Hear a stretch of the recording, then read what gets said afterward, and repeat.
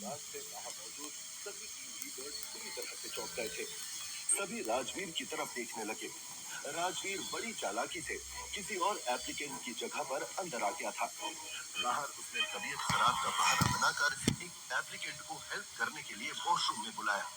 उस एप्लीकेंट के आते ही राजवीर ने उसे ऐसी जगह मारा जिससे वो बेहोश हो गया था। वो वॉशरूम से बाहर आकर चुपचाप बैठ गया था। जब इंटरव्यू रूम के गेट पर खड़े बंदे ने नेक्स्ट एप्लीकेंट को अंदर जाने के लिए कहा, तो राजवीर चुपचाप इंटरव्यू रूम के अंदर चला गया।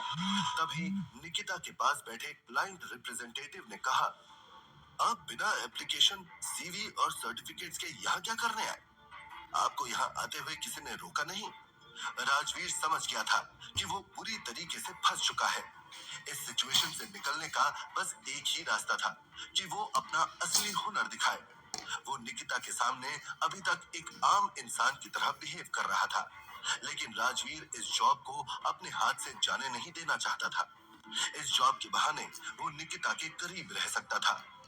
उसने गहरी सांस ली और उसके बाद मुस्कुराते हुए कहा, first of all sorry everyone, इस वक्त मेरे पास ना कोई सीवी है, ना ही सर्टिफिकेट्स, और मैंने एप्लीकेशन फॉर्म भी नहीं भरा है।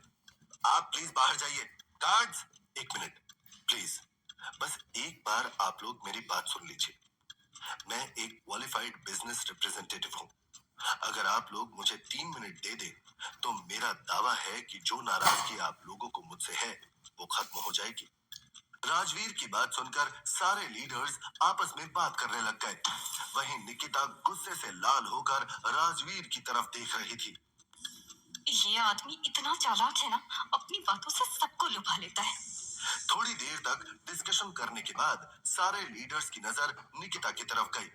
सभी निकिता के डिसीजन का इंतजार कर रहे थे। ठीक है, तुम्हारे पास 3 मिनट है। 1 मिनट तुम्हारे इंट्रोडक्शन के लिए और बाकी 2 मिनट एक टेस्ट के लिए। अगर तुम उस टेस्ट में पास हो गए तो हम लोग तुम्हें हायर कर लेंगे। निकिता की बात सुनकर राजवीर अंदर ही अंदर बहुत खुश हो गया था। ये हुई ना बात। मुझे पता था तुम किसी न किसी बहाने से मुझे हेल्प तो जरूर करोगी। राजवीर के दिल में उमंग भर गई थी। सारे लीडर्स ने जब निकिता की बात सुनी, तो उनकी बात का किसी ने भी कोई विरोध नहीं किया। सभी ने ये मान लिया था कि राजवीर टेस्ट में फेल हो जाएगा। राजवीर ने एक गहरी सांस ली और अपने बारे में बोलना शुरू किया। कुछ बातें बताने के बाद अचानक राजवीर ने कहा, मैंने कैम्ब्रिज यूनिवर्सिटी से एमबीए किया है। उसके अलावा मैं यूरोप की सबसे बड़ी बिजनेस कंपनी में था। मैंने उनके बहुत बड़े बिजनेस प्रोजेक्ट को एग्जीक्यूट किया था। राजवीर की ये बातें सुनकर सारे लीडर्स अचानक से इंटरेस्टेड हो गए थे। खासकर ये दो बातें उन्हें इम्प्रेस करने के लिए काफी थी। राजवीर का ये पूरा बैकग्राउंड अंकिता ने खुद बनाया था। पटना आने से पहले अंकिता ने इससे रिलेटेड सारे पेपर्स भी राजवीर को दिए थे, ताकि उसे अच्छी से अच्छी जॉब मिल सके। वहां बैठे सभी सेल्स लीडर के अंदर राजवीर को हायर करने का इंटरेस्ट जाग चुका था। इन सब के बीच में सिर्फ निकिता के ऊपर राजवीर की किसी भी बात का कोई असर नहीं हुआ था। अब तो चुप हो जाओ, और कितना झूठ बोलोगी। इसकी बड़ी बड़ी बातें सुनकर मेरा सर दर्द हो रहा है। लेकिन निकिता ने एक बात गौर कर ली थी कि राजवीर बात करने में बहुत फ्लुएंट है। अपने इंट्रोडक्शन के बाद राजवीर को यकीन हो गया था कि उसे ये जॉब लेने से कोई नहीं रोक सकता था। तभी निकिता ने टेबल पर जोर से नॉक किया, जिसकी वजह से सारे टीम लीडर्स चुप हो गए। तभी निकिता ने कहा, मिस्टर राजवीर, आपका जो वर्क एक्सपीरियंस है वो वाकई कमाल का है।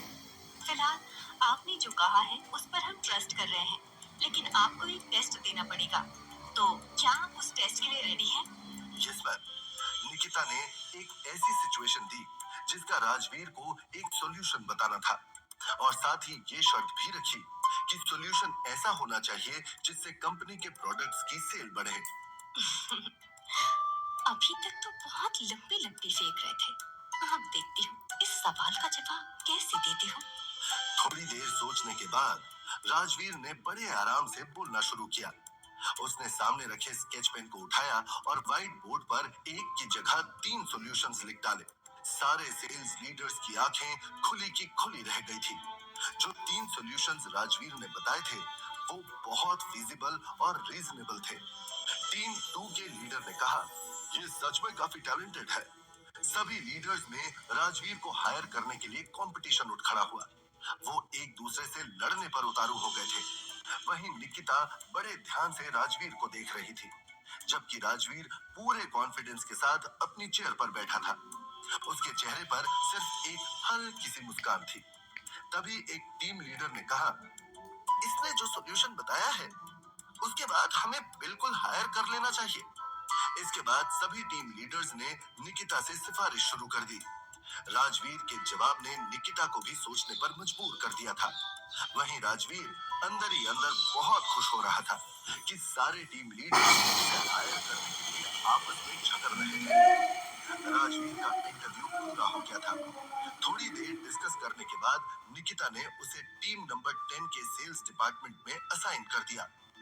राजवीर को 3 महीने के प्रोबेशन पीरियड और 40,000 की सैलरी पर रख लिया गया। प्रोबेशन पीरियड के बाद उसकी सैलरी बढ़ाने की बात फिक्स हुई थी। तभी निकिता ने राजवीर से कहा, और हाँ, जब तक तुम अपने ऑफिशियली डॉक्यूमेंट्स यहाँ जमा नहीं करते, तब तक तुम यहाँ जॉब ज्वाइन नहीं कर सकते। राजवीर ने बड़े ध्यान से निकिता की बात सुनी और मुस्कुरा दिया। जॉब मिलने की खुशी के साथ वो ऑफिस के बाहर आ गया। उसने अपने पॉकेट से फोन निकाला और अंकिता के नंबर पर डायल किया। अंकिता ने उसका कॉल पिक नहीं किया। 4-5 बार कॉल करने के बाद उसने कॉल पिक किया। उसकी फोन उठाते ही राजवीर ने कहा, हाय अंकिता, एक बहुत अच्छी खबर है। इतना कहकर राजवीर रुक गया था।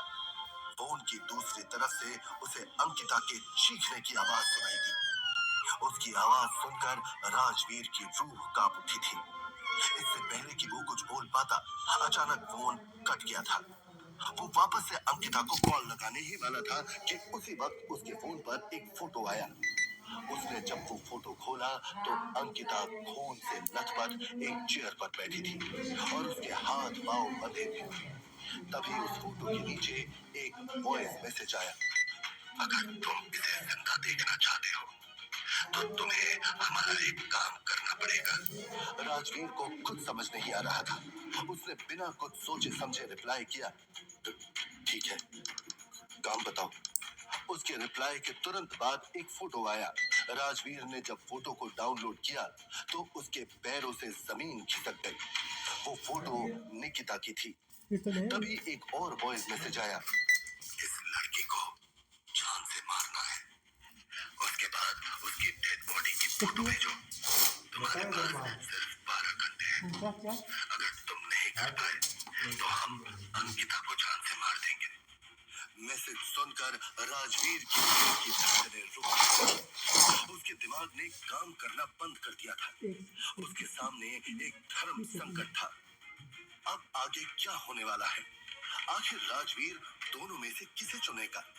क्या राजवीर इस सिचुएशन से निकलने का कोई रास्ता निकाल पाएगा? जानने के लिए इंतजार कीजिए कहानी के अगले हिस्से का, सिर्फ और सिर्फ कुकू एफएम पर।